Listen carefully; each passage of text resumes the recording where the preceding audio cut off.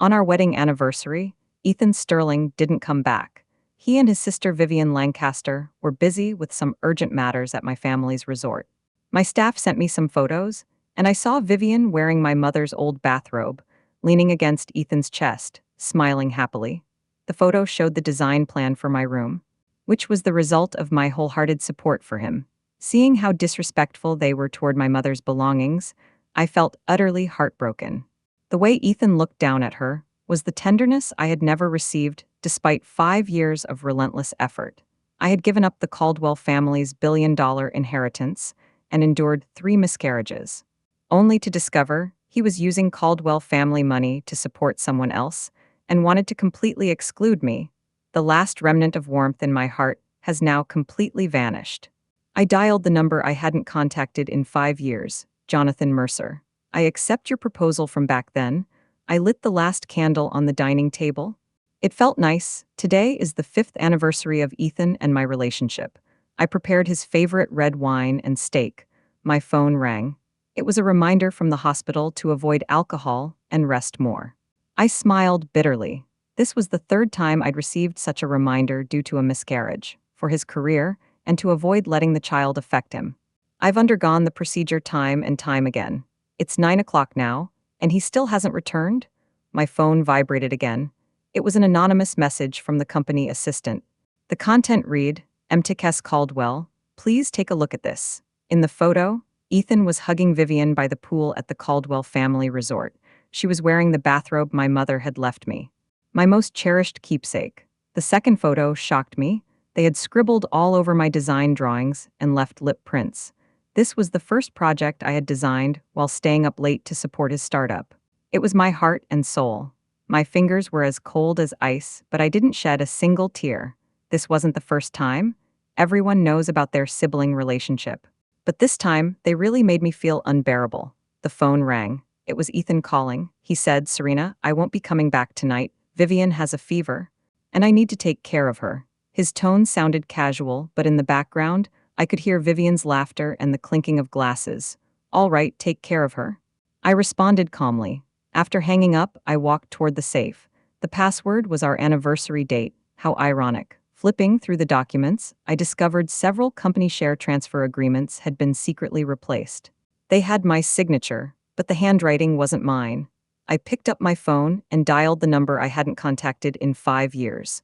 "Jonathan, I agree to your proposal from back then." There was a moment of silence on the other end, followed by a soft laugh. "Serena, you finally figured it out." His voice betrayed surprise and a hint of excitement. "Yes, I need your help." After hanging up, I began organizing important documents and evidence. I needed to contact a lawyer to prepare for the divorce and asset freeze. Everything had to be done quickly. Just then, the doorbell rang. Ethan and Vivian had returned home. I wiped away the tears that weren't there and continued preparing dinner with a blank expression. "Serena, why are you so quiet today?" Ethan looked at me warily. I smiled and served them dinner. I was a bit tired, but it wasn't a big deal. Vivian pretended to be concerned about me, but her eyes betrayed her smugness. "Serena, you don't look well. Did you go to the hospital again? Your body is so weak. Should I recommend my doctor to you?" Her gaze lingered on my stomach, as if reminding me of the 3 miscarriages I had suffered. Ethan sensed the tense atmosphere and quickly changed the subject. He said, "By the way, Serena, let's go on a weekend getaway, just the 2 of us." His eyes flickered, testing my reaction. "Sure, I was just thinking about taking a break." I replied casually. Ethan sighed in relief, thinking I hadn't noticed anything. He stood up to go to the bathroom, and Vivian immediately leaned close to my ear and said, "After 3 miscarriages and still can't keep a man, how pitiful. I won't make the same mistake. I'll definitely give him a child. You'll be worse off than me." "Just wait and see," I said calmly. She was startled by my tone and quickly dropped her mocking smile. I made an excuse to get some documents and entered Ethan's study. The computer wasn't locked, so I quickly checked his emails. There were many messages about transferring assets and my email exchanges with him. An unsent email shocked me. "Once Serena Caldwell signs the last batch of transfer documents, I can take her to rest." Suddenly, the door opened, and Ethan stood there with a grim expression. "What are you doing?" He charged at me, raising his hand to strike. I gave a cold smile and activated the recording function on my phone. The game is over? Ethan, I secured the USB drive containing the evidence and looked him straight in the eyes. Do you think I'll keep following your orders forever? Ethan's expression changed instantly. He feigned innocence and said, "You've misunderstood. These are all company matters. Vivian is my sister." I interrupted him with a cold laugh, saying, "You can even make up the fact that she's not your real sister. Should I send the photos to my uncle? You two looked pretty close at the resort, and she was even wearing my mother's bathrobe." Vivian stood beside him. Her lips curled into a smile, her eyes filled with triumph and contempt, her hands still playing with my design sketches. Ethan's gaze was cold and menacing as he lowered his voice to threaten me. But the next moment he switched to a gentle expression, saying that as long as I kept quiet, he would give me money and a house. I looked up at them, my heart filled with icy coldness. After 3 miscarriages and 2 years of abnormal health checkups, this is how you repay me? By involving me in these matters related to my mother's belongings? Ethan's expression changed, and he suddenly slapped me across the face. I fell onto the bookshelf, my ears ringing, and one side of my face throbbing in pain. He didn't stop there, grabbing my hair and whispering insults without me.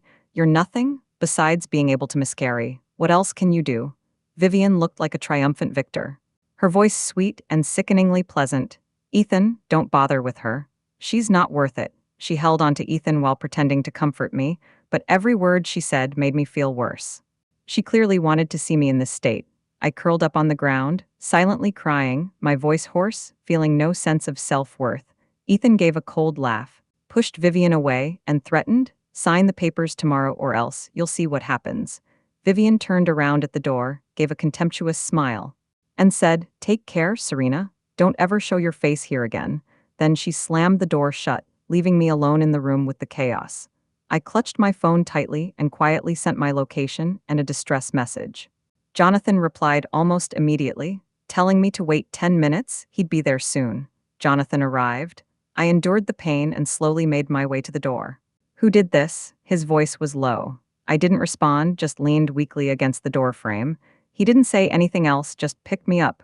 I tried to struggle, but found I had no strength left. Jonathan's embrace was warm and strong, reminding me of myself 5 years ago. Back then, I was still the pampered Serena Caldwell. The car drove smoothly through the night. I leaned against his shoulder, inhaling the familiar scent of sandalwood. "Why didn't you tell me sooner?" he asked. I smiled bitterly, the past 5 years of blindness and naivety flashing through my mind. The safe house was spacious and cozy, every corner reflecting Jonathan's style. The private doctor arrived quickly, examined her, and left with a serious expression, making everyone feel uneasy. 3 miscarriages had severely affected the uterine lining, and combined with long-term use of birth control pills, Jonathan slammed his fist against the wall. After the doctor left, the room fell into complete silence. "Why did I marry him in the first place?" Jonathan finally spoke. I closed my eyes, recalling the innocent version of myself from 5 years ago. Back then, I thought that was love. Jonathan's laughter carried a hint of bitterness, and what I gave you seemed to be nothing but limitations. I had no words back then. When I called off the engagement, I accused him of being too controlling, while Ethan gave me freedom. How ironic. This so-called freedom. Ethan had come here from the start for the sake of the Caldwell family's business. Jonathan handed me a document. It contained Ethan's investigative reports, which had been underway for 5 years. Just then, my phone rang. It was Vivian's We Chat Moments update. She and Ethan were standing at my front door, smiling and happily sharing photos of their new home. Seeing Ethan's home made me feel uneasy. The next update was especially painful. Vivian was live streaming the renovation of her new home, replacing all the photos of my parents with pictures of them together. My precious design sketches were torn to shreds. Page by page, she thought these things were useless and should be thrown away. She even smiled innocently. Jonathan snatched the phone angrily, his eyes blazing with anger, and said, "I'll go with you to get your things." The next day, we returned to that former home. Vivian was wearing my pajamas, standing in the middle of the living room with a smug smile on her face. "Oh, MTKS Caldwell is back. Did you forget something?" I walked straight into the study and took out the documents from the safe. Vivian suddenly screamed and fell backward. "Help!" She pushed me, Flashbulbs went off as reporters who had appeared out of nowhere snapped photos of the scene. Jonathan reacted quickly and pulled me away. Her acting was decent, but she met the wrong opponent. He smiled coldly. Within an hour, Ethan's accusations were trending on social media. Everyone felt sorry for him, blaming his wife for going mad out of jealousy toward her younger sister. The comments section was filled with accusations, calling her a crazy woman. Jonathan's team worked efficiently, quickly finding evidence that Vivian had staged the incident during the live stream. The public opinion shifted instantly, and Ethan and Vivian became the villains everyone wanted to blame. My phone rang. It was a text from Ethan. "Do you think hiring Jonathan can turn the tables? I have all the documents you signed. The Caldwell family is already mine." Seeing the text, I couldn't help but laugh. Does he really think he's won? Jonathan stood behind me. Jonathan took me to the hospital. The doctor's expression grew increasingly serious as he kept handing me the test results. "MTCS Caldwell, you've experienced 3 miscarriages and have been taking birth control pills for a long time. Your uterine lining has been severely damaged. Can I still get pregnant?" The doctor shook his head, his eyes filled with pity, saying the chances of success were almost non-existent. I fought back tears as I signed the final form. As I stepped out of the office, my legs suddenly gave way, and I slid down the wall, too weak to stand. Tears streamed down my face like broken beads, unable to stop. Why me? Why is this happening? I had always wanted a child so badly. It was my greatest dream. Jonathan knelt down and gently embraced me. "As long as I'm here, everything will be okay. A child isn't the only source of happiness in life." I looked up at him, tears blurring my vision, but I felt like I had lost so much. He said, "You've always had me." We walked toward the elevator, ready to leave this place that made me feel uneasy. The elevator doors opened, and Ethan and Vivian were standing inside. Vivian's stomach was slightly rounded, and her face was filled with a smug expression. Ethan saw us and avoided our gaze, as if he wanted to look away. She excitedly told him, "Ethan, the doctor told me I'm having twins." Vivian deliberately raised her voice. Teasing, "At least I can have a child, unlike those people." This made me extremely angry. Jonathan tightened his arms slightly, as if to remind me not to act impulsively. "Vivian, do you know?" I walked toward her. "I'm sorry, I can't fulfill this request." "Vivian, don't listen to her. Let's go." He grabbed Vivian's hand and prepared to leave. Vivian shook his hand off, her eyes filled with confusion and fear. "Is it true? Did you really make her have an abortion?" Ethan's silence spoke volumes. She pointed at me and shouted, "You're a monster who can't have children. You're just jealous that I can give Ethan a child." She suddenly charged at me, her nails inches from my face. Jonathan pushed her away. "If you come any closer, I'll make both of you disappear." Ethan quickly pulled the emotionally unstable Vivian away and hurriedly left. Jonathan walked me out of the hospital. The sun shone on my face, but I felt no warmth. The doctor's words echoed in my mind. It was almost impossible for me to get pregnant again. Tears silently streamed down my face. This was the price I had paid for a man who had never loved me. Back at the safe house, I flipped through old photos of Ethan and me. The one where he was down on one knee proposing.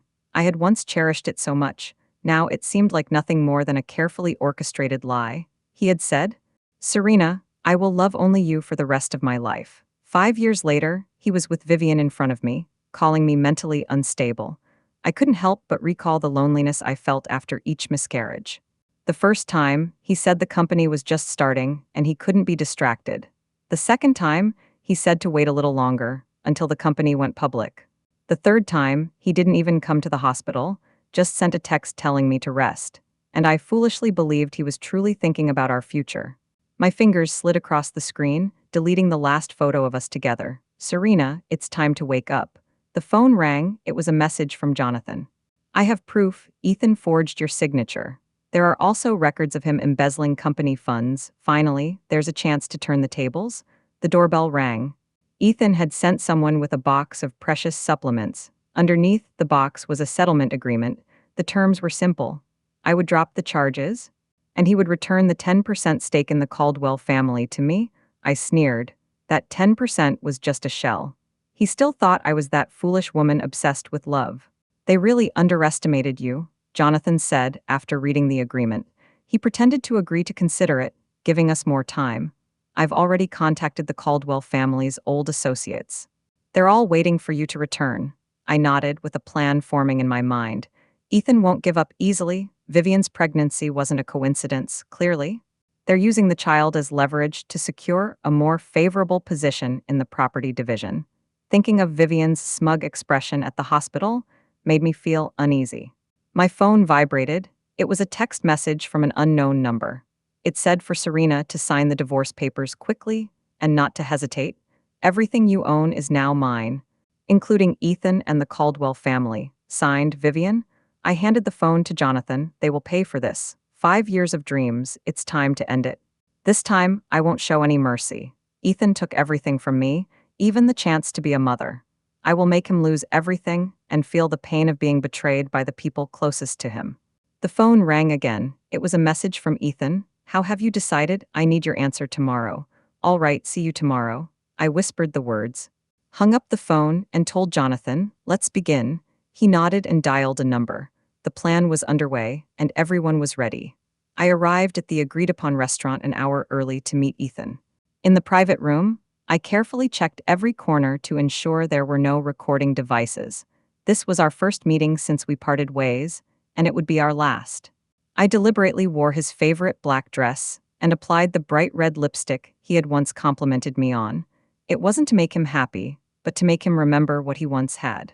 My phone rang. It was a text from Ethan. Vivian isn't feeling well. I need to take her to the hospital. Let's reschedule for another day. This man wouldn't even spare me the last shred of dignity. The waiter knocked on the door and handed in a delicate little box. Ethan asked me to give it to you. When I opened the box, there was a very ordinary necklace inside, still in its original packaging. Was this his farewell gift for 5 years of love? I was about to leave when the private room door suddenly opened. Vivian walked in wearing a white dress. Her belly slightly rounded, looking smug. Emtikes Caldwell, eating alone is boring. Why don't I keep you company? She sat across from me, her eyes filled with disdain. Ethan won't be coming. He only listens to me now, really? Then why did he send you here? I asked calmly. To see what a loser looks like. She gently stroked her belly. Do you know, the night I got pregnant, he said you've never made him feel that good before. Do you think you can turn this around?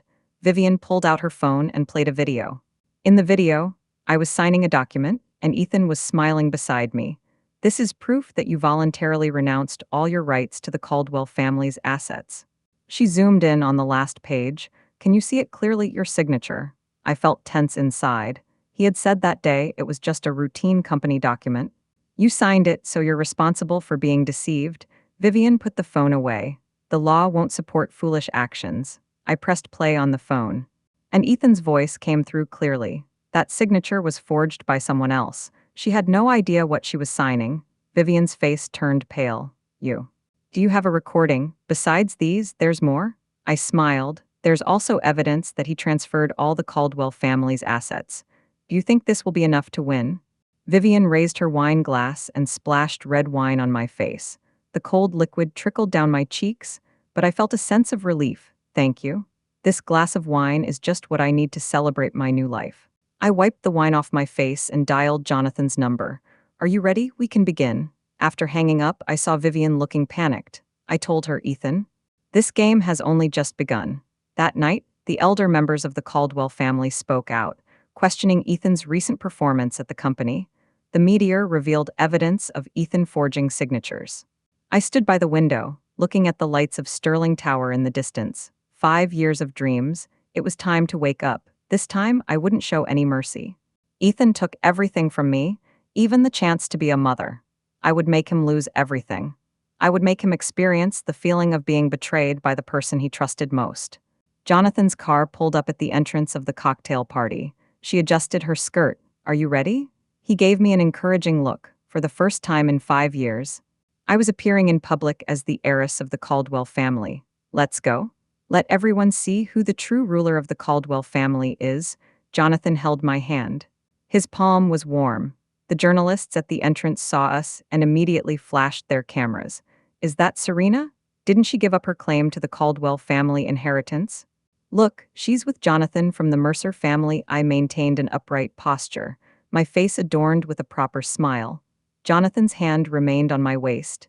As if to tell everyone that this woman was under my protection, in the ballroom, all eyes were on us. Those who had mocked me earlier were now silent. Mtkes Caldwell, I didn't expect you to return. A board member approached, his eyes brimming with curiosity. I've actually been here the whole time. I just didn't say anything.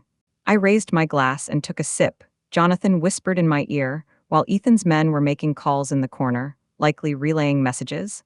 Let them be. Tonight is all about making Ethan uneasy. I looked around and noticed a few familiar faces whispering to each other. They were the same people who had witnessed Ethan deceive me out of my inheritance years ago. Mtkes Caldwell, what is your relationship with Mr. Mercer? A woman asked vaguely.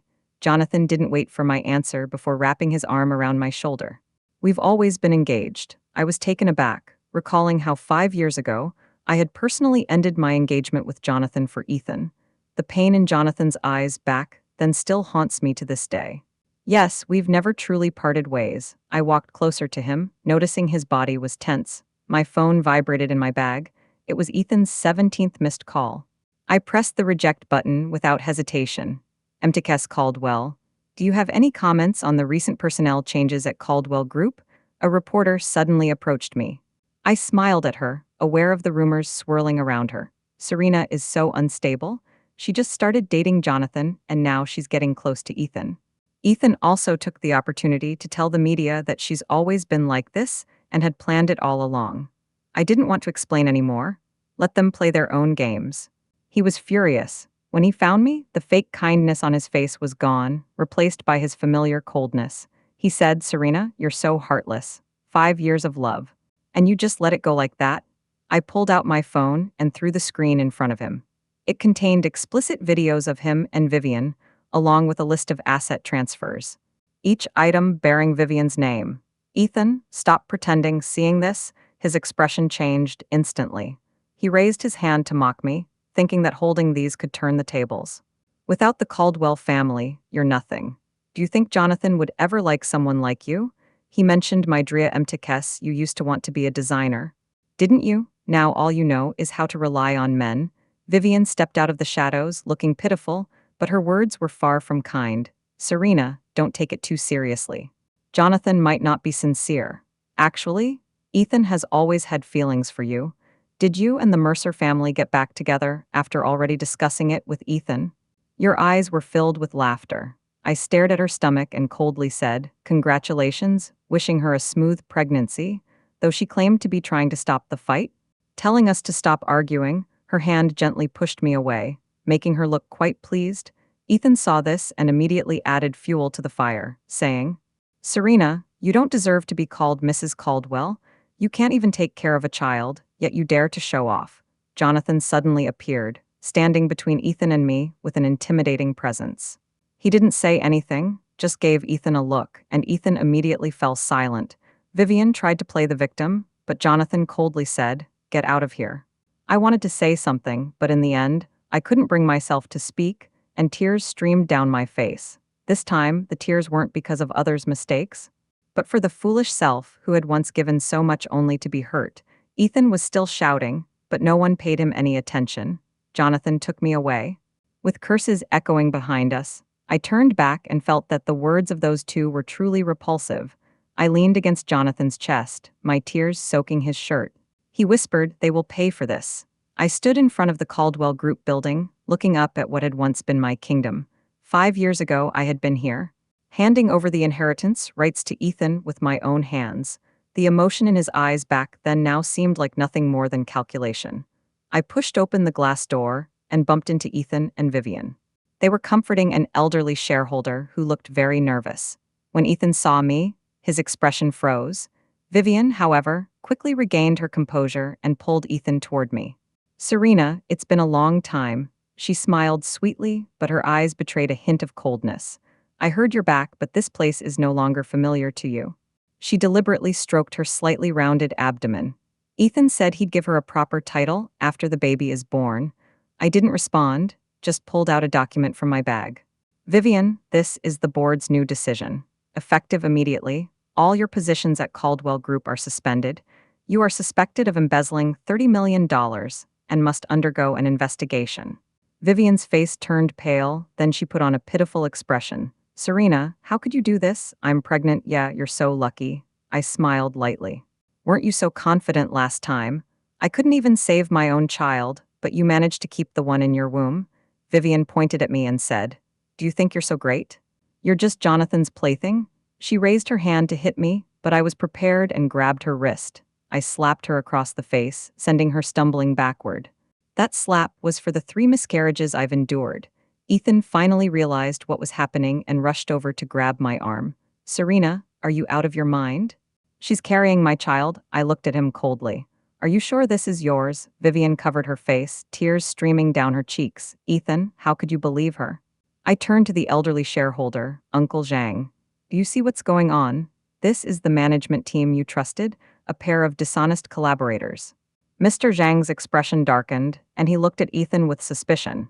Ethan clenched his teeth and said to Serena, Don't get too cocky, this isn't your domain. Just wait and see. I smiled, pointed at the building entrance, and looked outside. There stood a dozen lawyers and bodyguards in suits, lined up neatly. Ethan's expression immediately turned grim. He adopted a no longer naive expression and coldly said, Do you think I'm still as naive as I was 5 years ago? I came back this time to reclaim everything that belongs to me. My phone vibrated. It was a message from Jonathan, confirming that everything was proceeding according to plan. I looked up at Ethan and saw the fear in his eyes. I felt a sense of satisfaction. Ethan, Vivian, please go ahead. I walked into the elevator leisurely, leaving them in the middle of the lobby like 2 lost puppies. As the elevator doors closed, I leaned against the metal wall. My phone vibrated again. Jonathan's voice came through, asking how I was doing. Fine, I said. This is just the beginning. The shareholders' meeting is tomorrow. Jonathan handed me a cup of hot tea. I took the cup. Tomorrow will finally be over. Ethan just contacted Director Zhang and proposed increasing the share purchase. Jonathan, the shares Director Zhang holds are crucial for tomorrow's vote. Did he agree? I tried to look calm. Jonathan shook his head. Director Zhang only said he would consider it. Director Zhang is my father's old friend, but businessmen are all about making money. He'll side with whoever offers the highest price. It was late at night when my phone suddenly rang. It was Ethan. Serena, let's talk. His voice sounded gentle, and I recognized it well. That gentleness had cost me 3 children. There's nothing to talk about. I ended the call. The phone rang again. It was Director Zhang. He told me that Ethan had just called him, saying that I've been in a bad mental state lately, and even mentioned my past suicide attempt. That's too much. Using my most vulnerable past against me. Uncle Zhang will know the results tomorrow. I said softly and hung up the phone. Jonathan stood behind me, his warm hand gently resting on my shoulder. We've prepared all the evidence. Tomorrow, they'll pay for this. I nodded, but tears kept streaming down my face.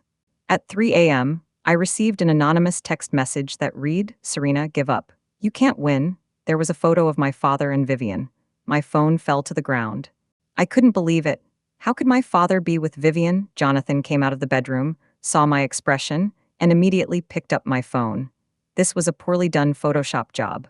He analyzed it clearly. I finally came to my senses and realized this was their last desperate attempt. As dawn broke, I put on the custom-made black suit. All the shareholders were already gathered in the conference room. Ethan and Vivian were seated at the head table. Everyone, I'm sorry I'm late. I walked straight to the center. Ethan stood up, feigning concern, and said, Serena, you don't look well.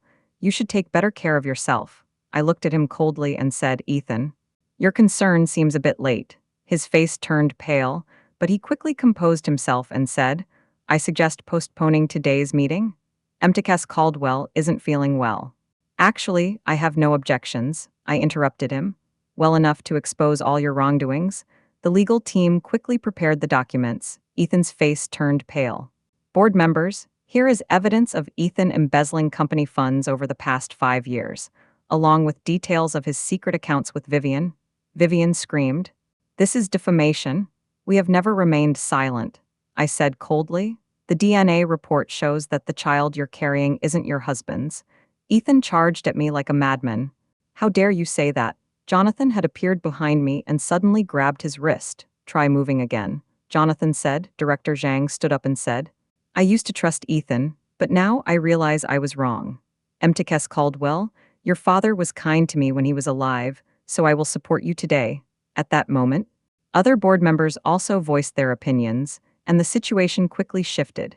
Ethan's face turned pale, while Vivian screamed loudly. I walked up to the podium and picked up the seal symbolizing power. I announced, from today onward, Caldwell Group will return to the right path. The board's secretary announced the voting results, deciding to remove Ethan from all his positions and appoint Serena as the new chairman. Everyone applauded enthusiastically. Ethan was escorted out by security. I looked at him and suddenly burst into laughter. This is just the beginning. Ethan, the best is yet to come. As soon as the shareholders' meeting ended, I began to carefully review the company's financial records. Every suspicious transaction over the past 5 years had to be investigated. Vivian's name frequently appeared in the flow of funds. She was not just a mistress, she had also helped Ethan embezzle company assets. The signature on this contract is forged. The CFO pointed at the document on the screen. My fingers trembled slightly. It was my father's signature. They didn't even spare the dead. The office door was gently knocked, and Jonathan walked in with a cup of hot milk. It was already 2 a.m., time to rest. His voice was so gentle it made me want to cry. I shook my head and continued staring at the computer screen. There's a lot to do tomorrow. We need to stay focused, he said firmly. I finally looked up and saw the concern in his eyes. It was this man who caught me when I was at my lowest. Back at the temporary residence, I saw that Jonathan had already tidied up my clothes. He suddenly spoke up. I want to start over with you. I know you might not want to think about this now, but I want you to know that I've been waiting for you. His gaze reminded me of the promise I had made 5 years ago. Just as I was about to respond, my phone rang. The front desk called, saying Vivian was arguing in the lobby and wanted to see me. Let her come up, I said calmly. Jonathan frowned. Are you sure you want to see her? I nodded. It's time to hear her side of the story. When Vivian entered, she no longer looked as arrogant as before. Her makeup was a mess, and her eyes were red from crying. Serena, please let me go. She knelt down as soon as she entered. I was just being used by Ethan. He was the one pulling the strings behind the scenes. I scoffed. Even seducing my boyfriend and getting pregnant with his child was his plan. Her eyes darted around. The child isn't actually his. I stood up abruptly. What are you talking about? The child is Director Zhang's. Ethan made me do this to control Director Zhang's voting rights. Is there anything else I don't know? I kept asking. Vivian felt overwhelmed and finally revealed all the secrets. Ethan not only embezzled company funds, but also used illegal methods to suppress competitors. Your father's car accident might not have been an accident. Do you have any evidence? I asked calmly. She shook her head, saying it was just speculation. But he had mentioned it when he was drunk before, that everything belonging to the Caldwell family should be his. I walked to the table and picked up a small voice recorder. Thank you for your cooperation, Vivian. Her face turned pale instantly.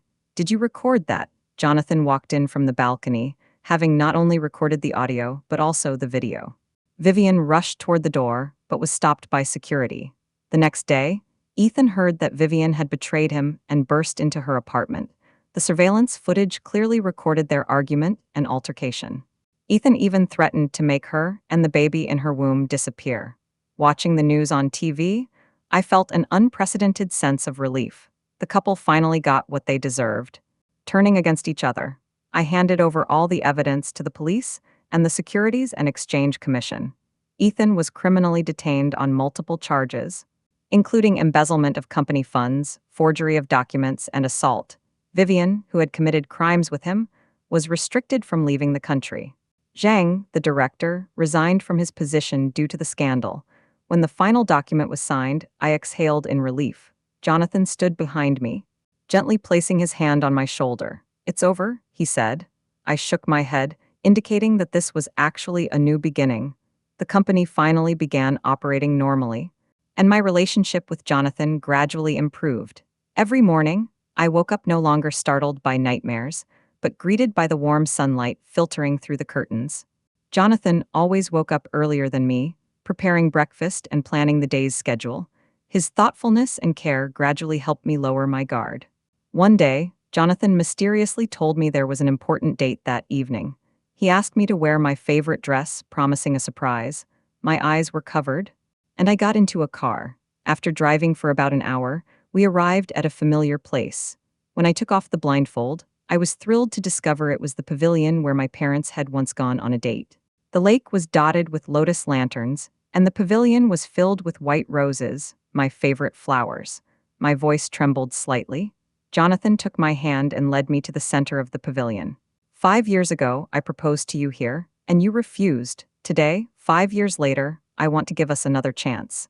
He knelt down on one knee and pulled out a diamond ring from his pocket.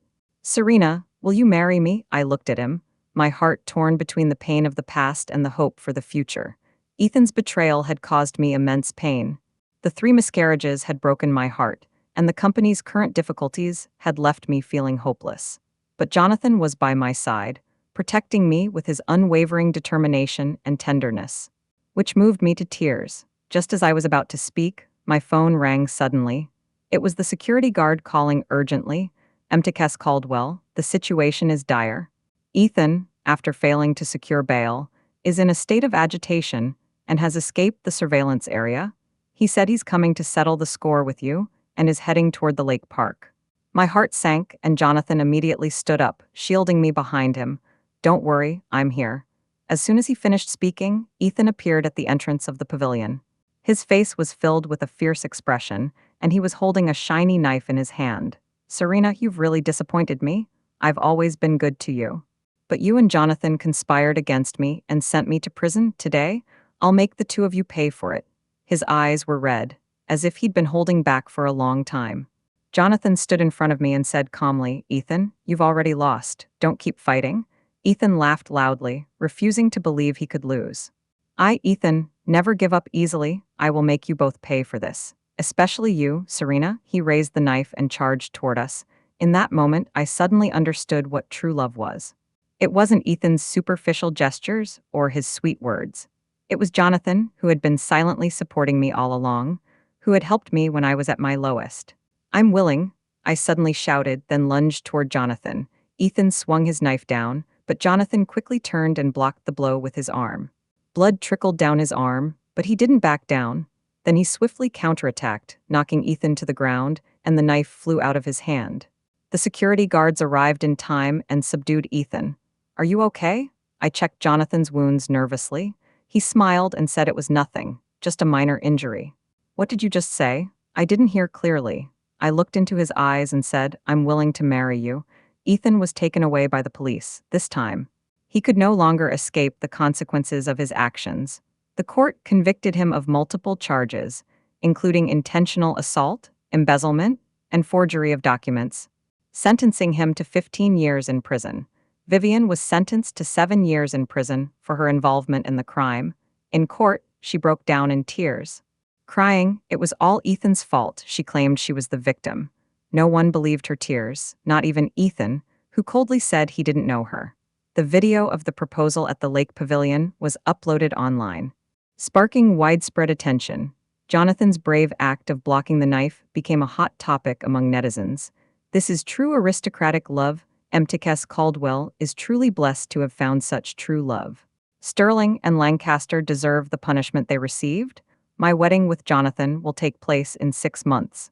This union between the two prominent families is highly anticipated. At the wedding, I wore a beautiful white gown, holding Jonathan's hand as we walked down the aisle. He whispered in my ear, from this day forward, I will love you with all my heart. Shortly after the wedding, I was overjoyed to discover I was pregnant.